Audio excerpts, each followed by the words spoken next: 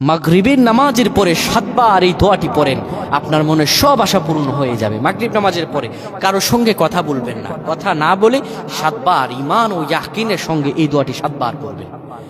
রাসূলুল্লাহ সাল্লাল্লাহু আলাইহি সাল্লামের হাদিস এটি। আল্লাহর কাছে কোনো কিছু অভাব নাই। আল্লাহ বলেন, আল্লাহু ইউদাইফু লিমান ইয়াশাউ ওয়াল্লাহু ওয়াসিউন আলিম। আল্লাহ হলেন প্রাচুর্যের অধিকারী। শোনে দুনিয়ার মানুষেরা, তোমরা যদি ইয়াকিনের সঙ্গে আল্লাহর কাছে চাইতে পারো, পৃথিবীর যত ধনভাণ্ডার আছে আমার আল্লাহ দিয়ে দিবেন। তোমার অভাব আছে, অভাব দূর করে দিবেন। রিজিকের সমস্যা দূর করে দিবেন, চাকরিতে সমস্যা দূর করে দিবেন, যত প্রকার অঘটন আছে আল্লাহ তাআলা সব কিছু দূর করে দিবেন। আপনারা কেউ যদি মাগরিব নামাজ পড়ে সুন্দরভাবে বসে যাবেন, কারোর সঙ্গে কথা বলবেন না, হাদিসের এই দোয়াটি পড়বেন, আল্লাহুম্মা আজিরনা মিনান নার, আল্লাহুম্মা আজিরনা মিনান নার।